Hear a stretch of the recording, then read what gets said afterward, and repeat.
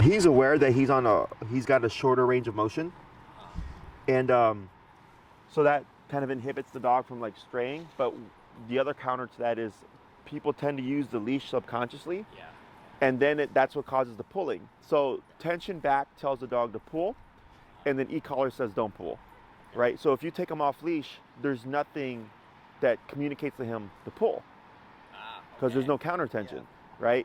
So then you're not going to have that problem. It happens all the time where people are like, my dog walks better with no leash than they do walk on the leash. I'm like, yeah, because of that little detail there. Okay. So what we'll do here, oh, little pup. What we'll do here is we have the recall, the heel, and the stay. Is I'll have you just show me first how you would blend those three things together.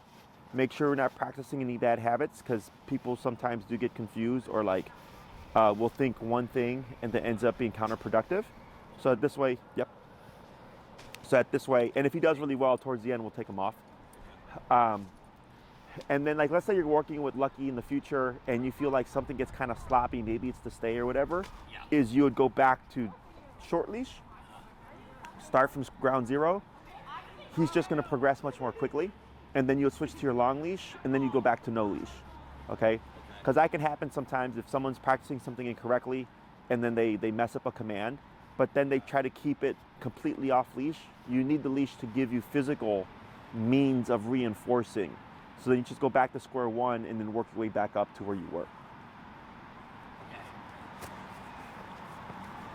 Okay. So, sure. Okay, so go ahead and just like do your thing. You can let them be free. You can do your heel, and just how you would practice it. And I just want to make sure that you're not, not having any bad habits. And then we'll go from there. Look, release.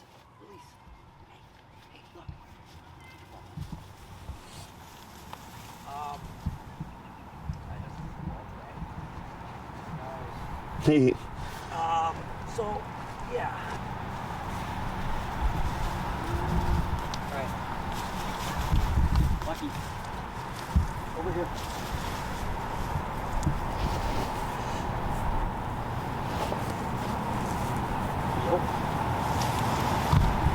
Cap. There you go. That's a good one.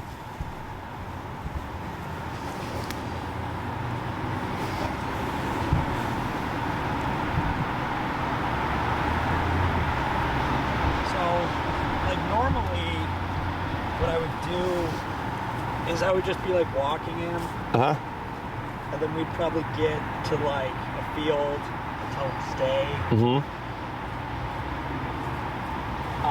There's usually probably geese or something around.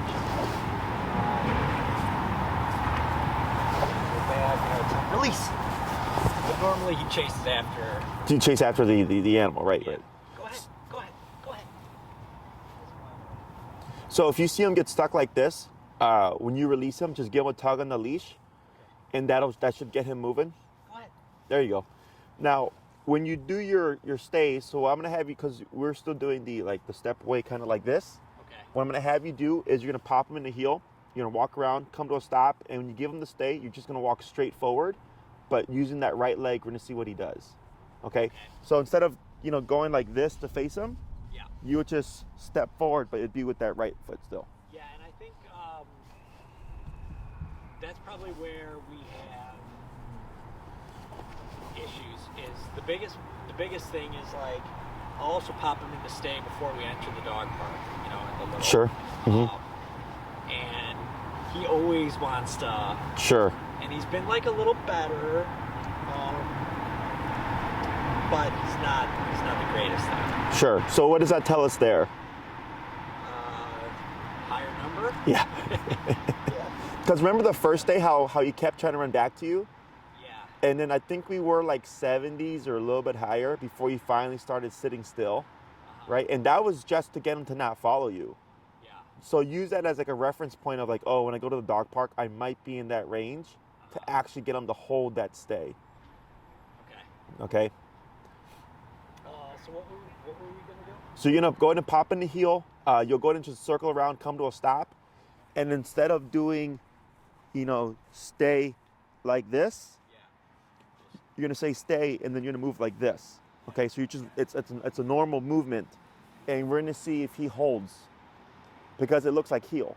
Yeah, right. And if he doesn't, then You'll tap, and then we'll try it a couple of times. If he doesn't get it, then we'll make sure that when you step away, you'll have to hold the leash. okay. So when you step away, you'd be like this to tap him to keep him away from you, and then you would simply come back, go into a heel, and then we'll practice that a few times. Okay, yeah, we'll see what he does in the first one, but I think he's gonna fail. But we'll see. Like, heel. Tap, tap. Keep moving. Tap, tap. There he goes. Good.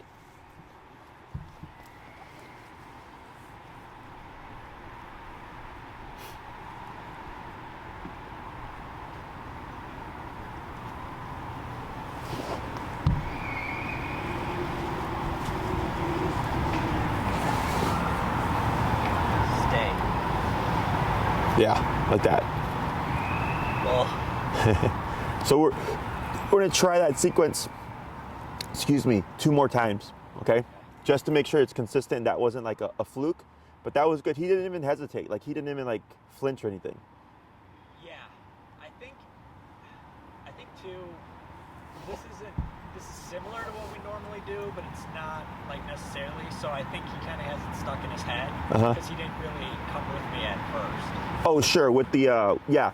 And that can happen because you're doing conflicting commands. You're doing a walk with me, and then you're doing a don't move. So as soon as you start, when you cue the heel and you cue that, and you start walking that first leg, if Lucky isn't moving by that first step, you want to right away kick in with remoting, but also keep your movement, okay? People tend to stall, and that's what you did after a few steps. You kind of went backwards, and really you want to keep your movement forwards. So the other thing is, right now, because he's in position, if I wanted to whistle, should I do that or not? Because Okay, so this is optional. Now, I personally don't recommend that people recall from stay, okay? Because then he's gonna anticipate the recall from stay. So then he starts breaking towards you, okay? Now, if that's something you wanna do, what you would do is, right now you stepped away and he's been away from you going on 2 to 3 minutes, right? Is you could technically do it now because there's been a gap, okay? The problem is when people stay their dog, walk away, and then immediately call them. Can I just give him a cue, a break? And then, so when it comes to stuff like that, again, and this is personal preference, I don't release dogs from a distance. I always release at their side, because if I stay them and I'm over here doing something, I don't want them to make the mistake of, did Jesse release me, right? And this way, because dogs are about picture. So then he's like, anytime Jesse releases me, he's always right next to me. So he didn't do that. Does that make sense? So you can do it. It's just you have to make sure if we start to see these problems, you have to correct it and fix it. Okay? So if you wanted to do the stay from, or the recall from stay, right? So like, let's say I stayed Lucky right now and I walk away. The problem is people will do this and then call the dog immediately. Okay? So then he learns every time you walk so far from me, you turn and call me, he's gonna beat the punch. So instead, I'll come here and then I might move over here. Then I might come over here. You know, I keep moving around and I'll pause for a second. And then randomly on one of those, on those walkaways, then I'll throw in the recall. Okay. Well, I'll probably just do it from this side. Does that make sense? Yeah. Yeah. So you could do either or, you know, so the recall, you can do it, just change it up. So he doesn't learn to assume you're gonna call him every time on that first go. Okay. And then the break from the recall, like, or from the stay, if you did, and then you saw him prematurely break, you would just have to correct him and remember to lead him back to general spot. He corrects and then step away again. Anytime he does so, that he learns, like, I really need to pay attention on whether or not he said break. Okay? Other questions? Okay, so we'll try the heel, and then we'll try a couple more of the stays with the walk away being with that right leg, like you did right there.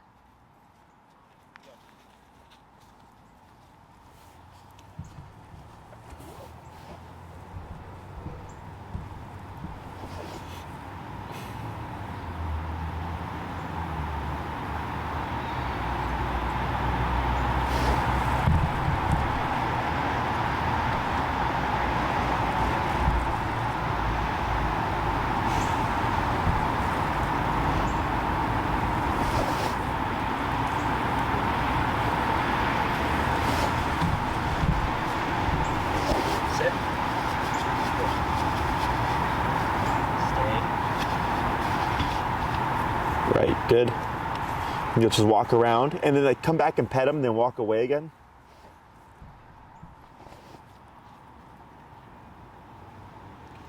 Good. I thought he was gonna fail. Because when I put him in place, Yeah.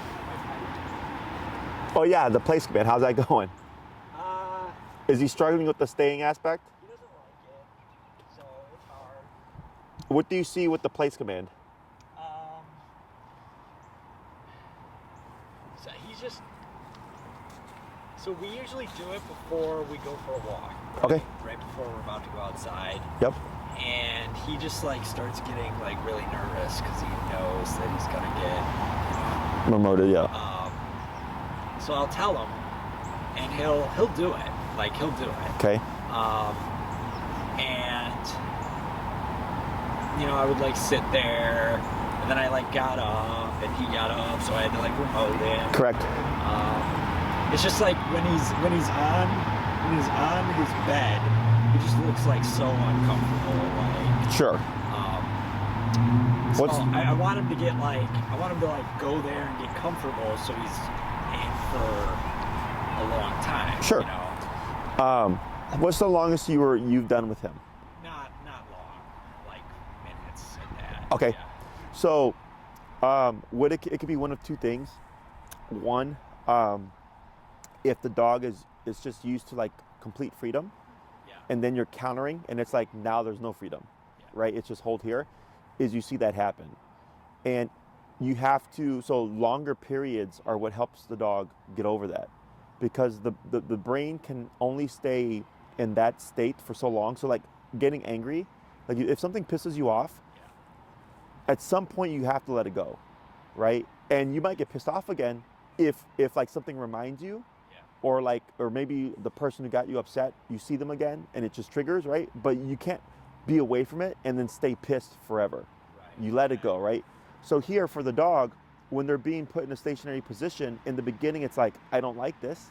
And if I push it for an hour, eventually the brain gets tired. And the dog is like, all right, well, it doesn't matter that I don't like it, I have to just accept it, right? Okay. So to give you, this is an extreme example. We had a black Russian Terrier do a 4-week board and train with us. 1-year-old, unneutered, did whatever he wanted, used to like jump and bark at his owner like this to like get her to do stuff. And he was 130, 40 pounds. He's a big boy, right? So very intimidating. And the first week when we placed him, he was standing and salivating for hours, okay, for days. And then like a week or so in, he finally started sitting down, and like that was a big deal everybody, because he wouldn't sit down.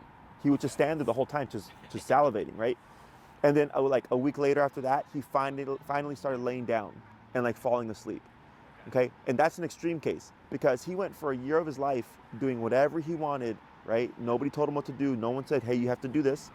And then finally, when we did that, it was just a shock to the system. And he was standing, which is not only physically exhausting, but it was also emotionally exhausting, because he was sitting there the whole time like this. And that's him, but he's not standing. He's just like sitting. He's just sitting there, yeah. So we actually go for longer periods. Okay. And then like, let's say you do like 30 minutes every day, like you'll get there, but it's just gonna take you longer.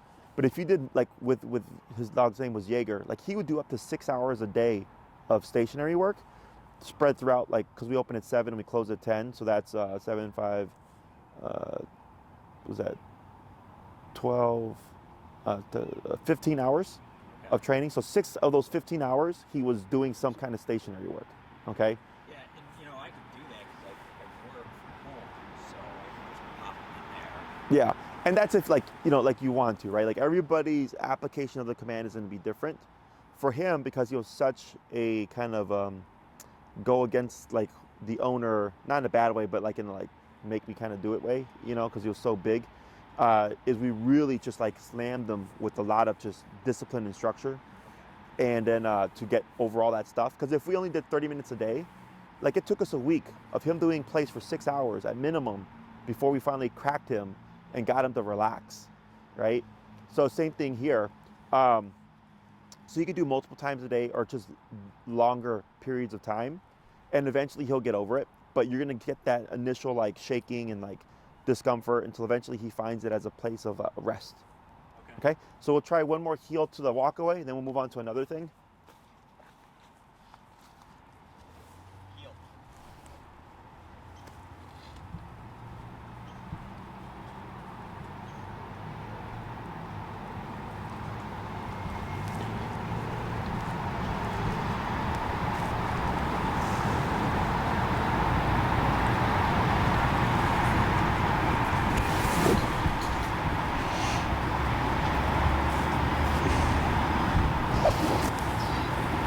Stay.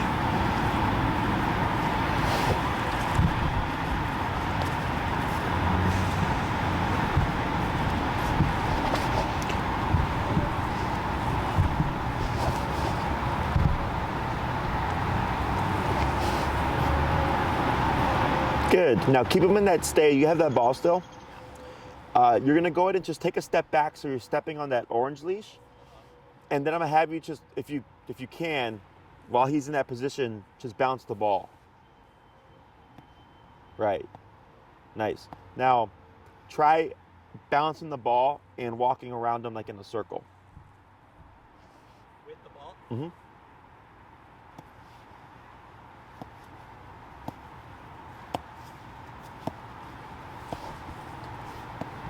Good. And then when you get next to him, you're just going to pause for a second, release him, and then toss the ball. Yep. Release and then toss. Lucky. Go get it. Go get it. There you go. Go get it.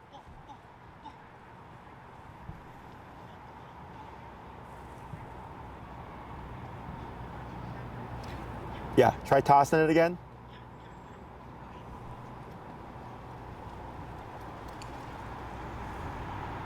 Good.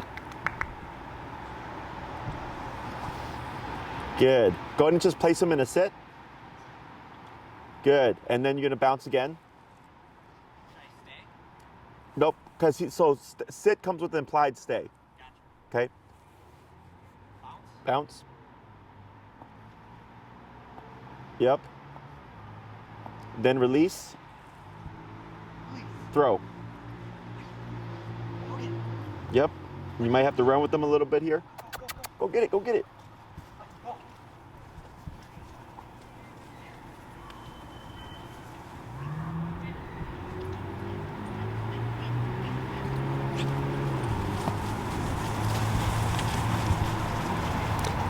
Good.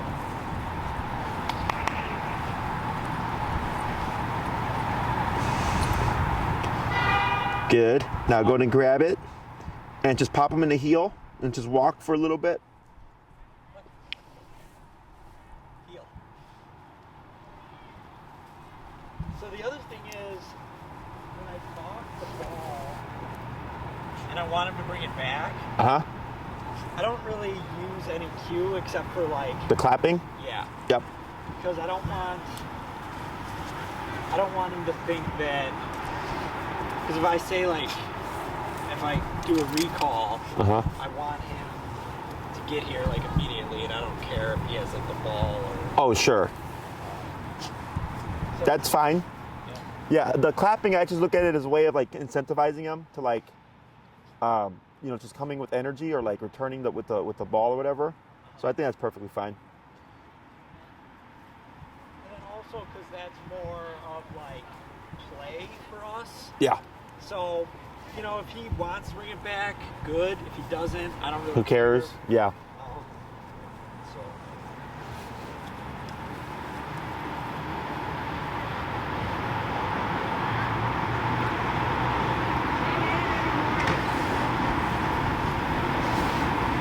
Good. And then here, just release. Release. And then toss. Go get it. Go get it. Attaboy. So what we're doing here is just blending play with training.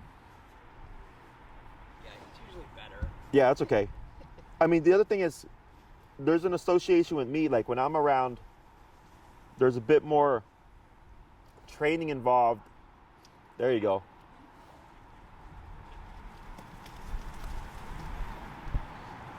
Usually when I play ball, I have The leash? yeah.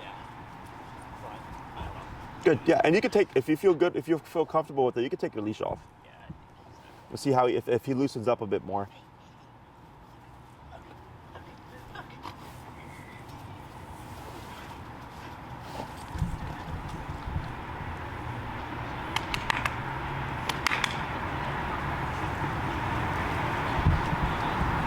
Attaboy.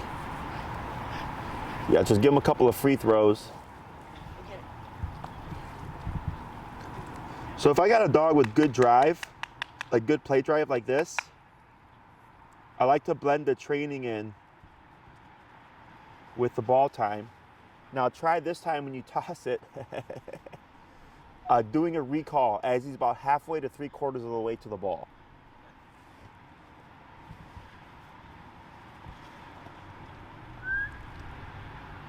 Nice. Yes. Good boy.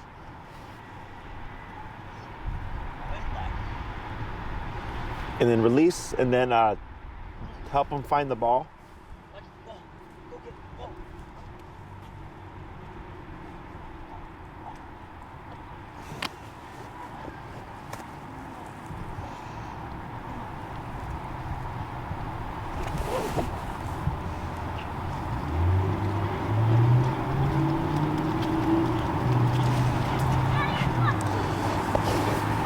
Good.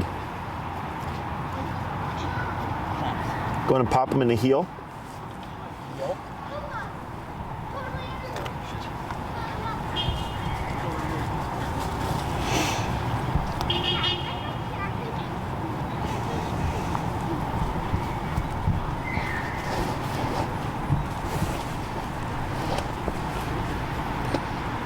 Tap for the auto sit.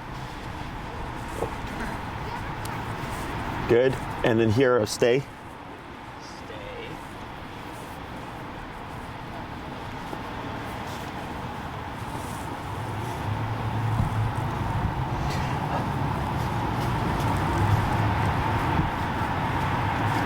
Good. And praise him. Good.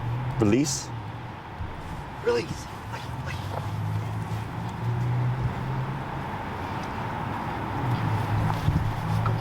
There you go. Right? So that so he thinks you're gonna whistle at him. Yeah, it's okay. Go get it.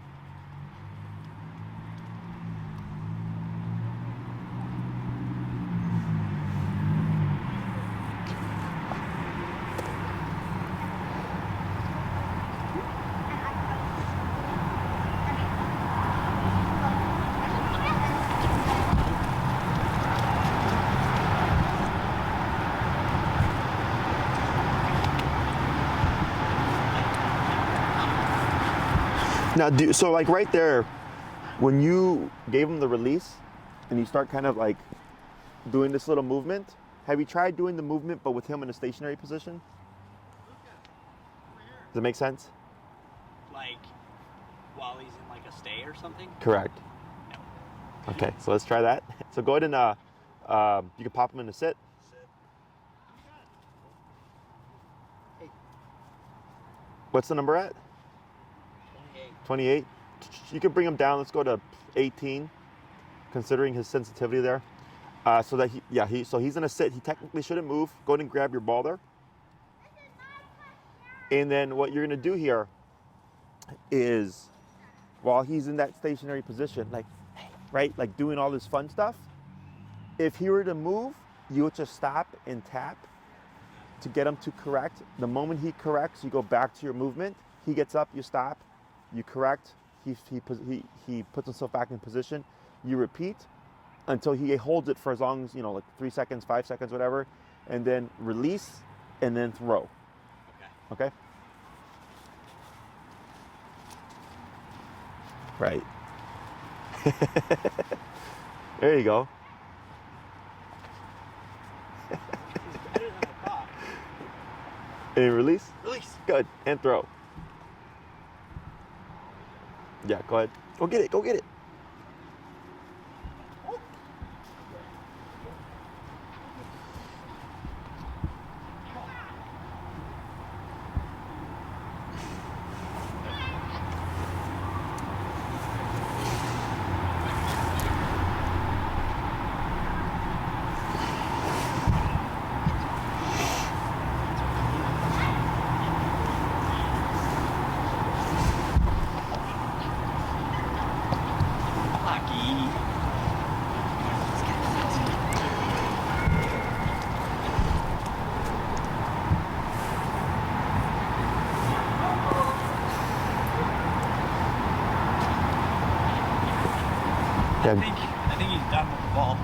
It's all right.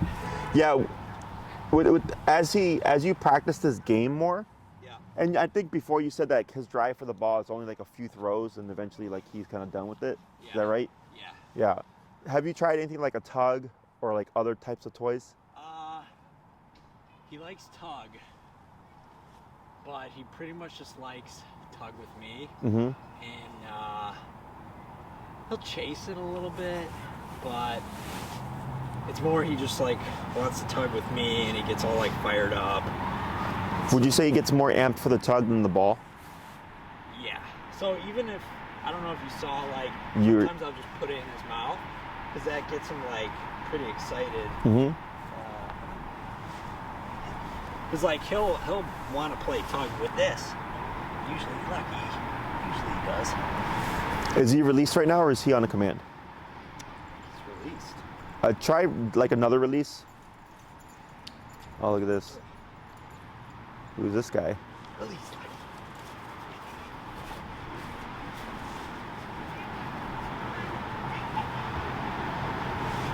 So he's just yeah, I think he's just auto. Sure. Yeah. No. And I see that dog looks like a dog that comes to our daycare, but I don't think that's him. And I think Oh yeah, no, it's not him. like a lot of times too, when we're walking around the neighborhood, Uh huh. stay. He knows, like, if he sees another dog, Mhm. I'm usually a little bit more assertive with him. Sure. To like, so Be in position. yeah. Yeah. So, he has to stay. So, if you feel like he's got more drive to the tug, and you could like try a number of things, it's just like, because blending, because you're not going to always use this stuff, right? The most common thing you're going to use is the heel. Yeah. The second one is probably going to be the recall. The stay in the place are probably going to be the least used, unless you're like really wanting him to be stationary for like, future use like at restaurants and stuff. Yeah. But typically heel, because everybody walks their dogs multiple times a day, and the recall, they're the most important, but the usually most used, right? Yeah. Is when you're playing ball or tug with them, you can turn those little play sessions into play training sessions. And once he gets comfortable, you're gonna have a balance of the control, of the obedience, but then also not having all this kind of shutdown stuff. Right. Because when you start to apply aversives in a setting like that, the dog's like, well, this ain't as fun as it used to be, Yeah. right? Because now there's rules and consequences. But eventually, once he learns the game, you see them open up more, because now it's like they're working for the reward. Well, that's why I think with the geese, Mhm. it's pretty good, because I mean that's like his favorite thing to do is chase an animal and like scare it away, right? Mhm. So he loves doing that, and then when I call him, he comes right away. Yeah. So, and then we could do kind of like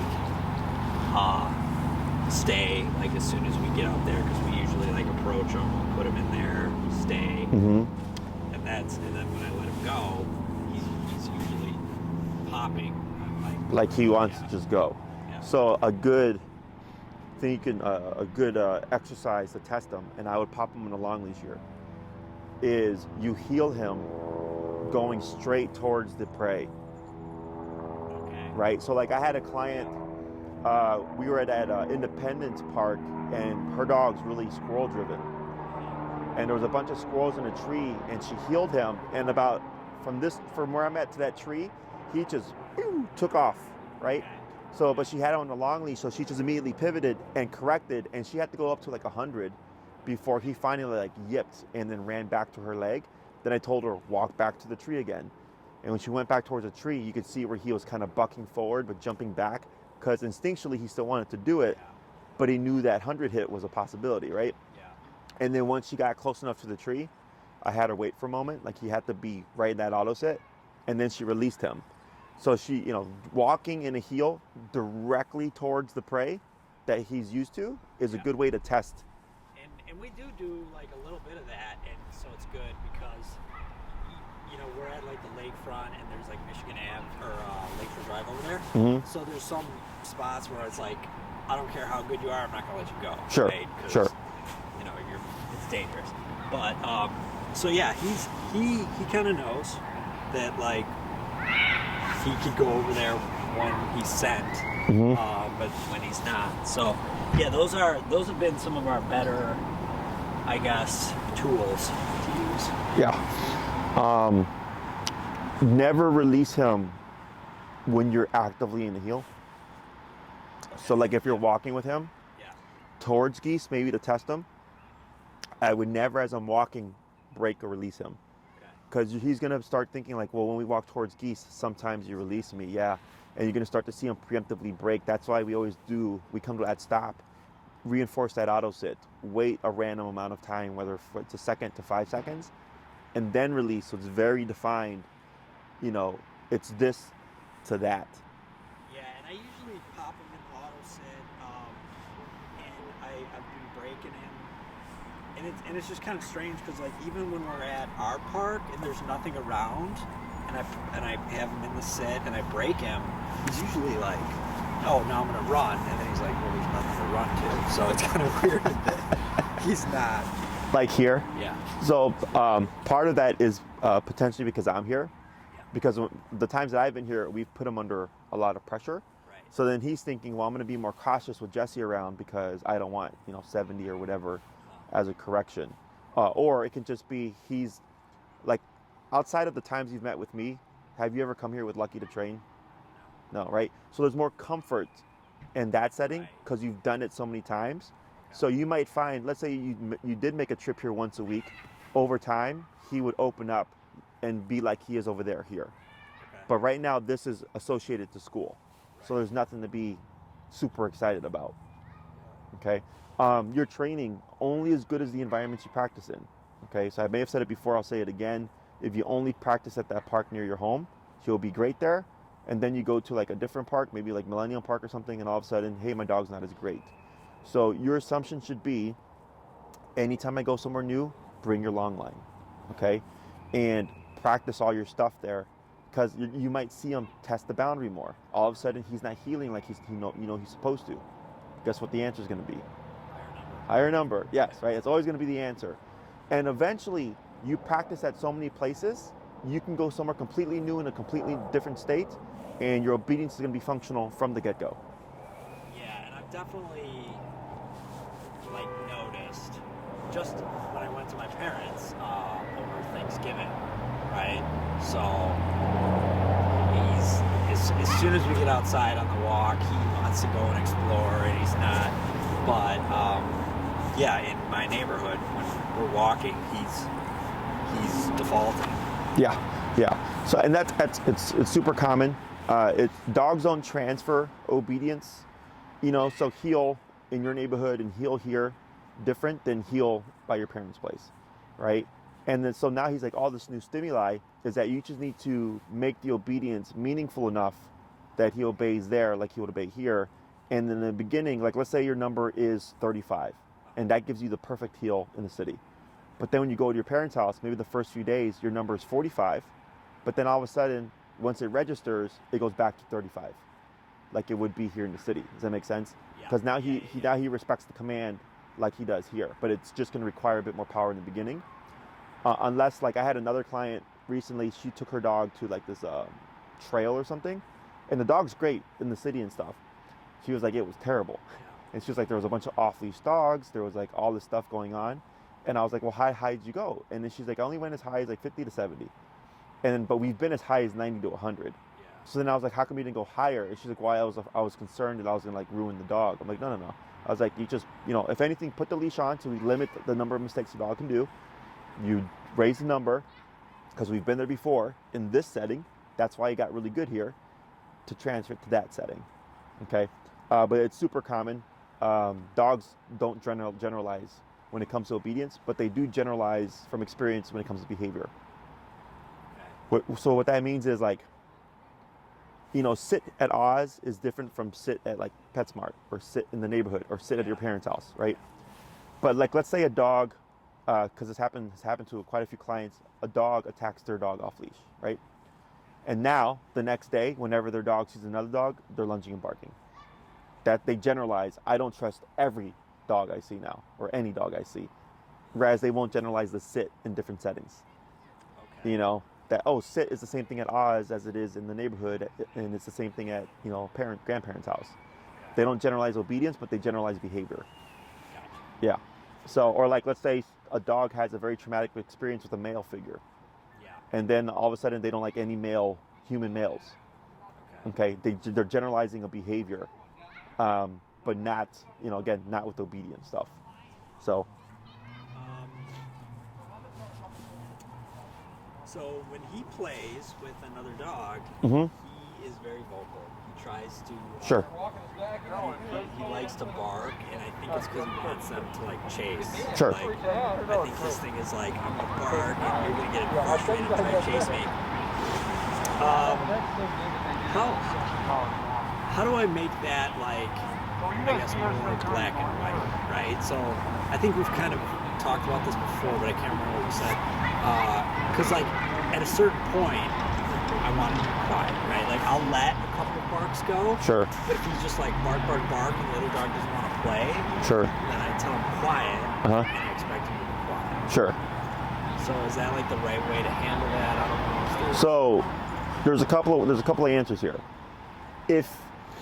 If you've learned, if I give Lucky a couple of barks, he will always keep barking, then I wouldn't allow any barks, because you know it's not going to stop. Like, it's not going to stop, right?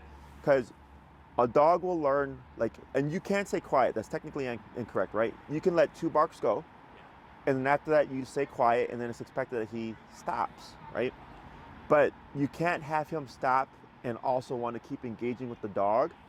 He's going to stop and most likely disengage with the dog, because that's what's causing the barking, because he's frustrated, because I keep playing with me, and the dog goes, I'm done. So once you end it, it means in order to stop the barking, he has to also disengage with the dog. You know, he's not going to learn to be quiet and then try to politely get the dog to engage, okay? Like a kid would. So if you cue the quiet, you would have your number appropriate to the behavior, right? So it could be 35. So it's quiet in the immediate remote, and you might see he just goes, whoop, and then like runs and goes plays with another dog. That would be fine, right? But you're not going to have him continue with that dog. It's just not possible. Now, if you know when he starts barking at a dog to play and it's not going to stop unless you stop it or tell him to stop it, then I just go to an automatic correction. And what happens is he thinks to himself, if I get frustrated and try to bark at a dog, I'm going to be corrected. So instead, he'll just naturally disengage without even barking and just try to find another dog to play with. Okay.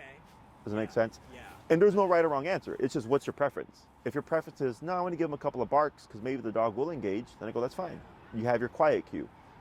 But if it's like, nah, I know where he's going to go with it, I'm just going to correct it. That's good too, because like, especially in my neighborhood, there's a lot of like smaller dogs. Mm-hmm. So I might just, like when he tries to engage like a smaller dog, I might just tap him. Mm-hmm. I don't really want him to engage with smaller dogs just because he can like bowl him over or something. Sure. So, Yeah, and he can learn that difference too, where like he's not allowed to bark at small dogs and he'll just automatically disengage. And with the bigger dogs, you can use your quiet cue. He will learn to distinguish those things, okay? It just takes consistency. yeah. Okay, no, that's good, because I think like originally I didn't know what I was going to do, and I probably was inconsistent. Sure, yeah. And you can have any rules that you want. You're not being mean. He's not gonna like come home from the walk and then like just like pout that you didn't let him bark at a small dog. Okay, that's the human notion. You know, that's human thought process. He honestly does not care. I always tell everybody, you pay for the vet bills, you pay for his food, you pay for his training, you pay for the training collar, you pay for all the stuff that he has. You know, you gave him a roof over his head. What does he do? Right? So as long as those rules that you have are consistent, because inconsistency would be confusing. You can't let him on the bed one day and not on another day, right? Unless it's like you're doing permission or something like that. But that becomes confusing for dogs. Or, you know, whatever you, like, I had a lady, she wanted me to teach her dog not to smell other dogs' butts. Okay, and I told her no, because if you don't like that behavior, you shouldn't have gotten a dog. It's what dogs do, right?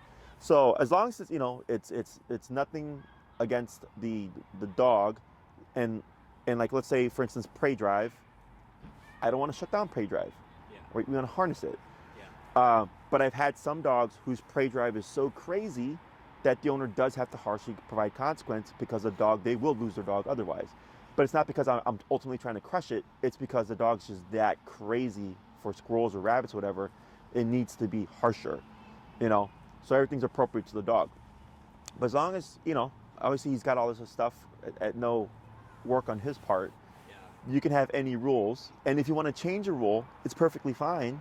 But I wouldn't change it every other week or something. Like, again, that's inconsistent. You know, you go months and then you decide, yeah, you know what, I don't like this rule anymore. Then you let it go. So he doesn't get confused. Yeah. Well, you might start working soon. I gotta get him an Instagram for your place. Oh, yeah. I saw he's coming for what, Christmas or something? Yeah, right around there. Sure, yeah. It's funny because we had another dog join our daycare, and she made an Instagram so that she could get tagged in the videos. Yeah, so yeah, maybe he'll be famous, start bringing in some money. I have a client who her cat has like 180,000 followers. Really? It's crazy. Like she gets a lot of free stuff because people want her to advertise and share. So she like tries out the products, and if she likes them, she posts them up. We have a couple of clients that do that stuff. It's crazy. They're like, their dogs are Instagram influencers. Maybe he'll start making some money, huh, bud? Other questions? No, I think that's it. Yeah, no, this has been great. Glad that I did it. You know, I felt like I got everything I needed. And it's kind of funny because I talked to this guy at the dog park the other day, right? Who's also doing the e-collar, and he had, you know, before I came to you, I asked him like some questions about that. And it was funny because we were at the dog park, right? I've been with you for like a month and a half, and he's been with us doing whatever for a while. And I was like, yeah, it's great, you know, yada yada yada. He's like, yeah, like sometimes my dog doesn't listen. I'm like, really? It shouldn't be like that anymore. That's what the remote is for. Yeah. So yeah, no, it was great. No, well, you've done a good job. You've done a great job. You know, I think the first class or two was kind of like the numbers thing. Yeah. Well, and that's what I tell people, like, because I tell people how great it is, but I also say that, you know, there is the human component that you gotta like kind of work through, right? You gotta teach the dog like not to shut down. It's kind of tough. Yeah. You get through it. It's something that people don't think about. And you learn, like, even like I'm sure you can go on Google and find a quote, but you learn more from failures than you do from successes, right? Same thing for the dog, right? If I'm walking with Lucky and then he books it after a geese or a goose without permission, and I correct him for that, he's going to learn that lesson as long as I went to the appropriate number, right? But also just like people don't think about the stuff that can potentially happen, which over 10 years, I've heard tons of horror stories. Dogs running out the front door and getting hit by cars. Dogs running away and getting lost because of fireworks. Dogs chasing a squirrel and crossing the street, almost getting hit by a car. I've seen that happen here 3 times. With someone's dog, I'll be with the client running across the park and the person's like chasing their dog, you know? And I was like, yeah, those are things that we train for. And they're like, oh, but like my dog's never done that. I'm like, doesn't mean your dog can't. You have a 1-year-old dog. If you have your dog for another 13 years, you have 13 years of possibility, right? Now, if someone just takes their dog and goes to the dog park and the dog is always on a leash otherwise, their chances of something like that happening is very low. So I could understand that, right? But if it's like you're taking your dog where there's, you know, complete open space and there's streets and there's, you know, a means for them to get away, that's where I go, like, that's where you want to use the e-collar, because I'm not worried about if the dog takes off. Yep. If, and then just step away backwards here. There you go. And then you can step over to your leash, because that's what you're going to do, right? Yeah. Yeah, I've heard tons of crazy stuff over the years. And like when I said in the beginning, when you call them, you always remote them because you want to force confusion. And because people, they want it to be easy on the dog, but I'm like, but if you don't work through those things, it's always going to be a problem, you know? So. I guess.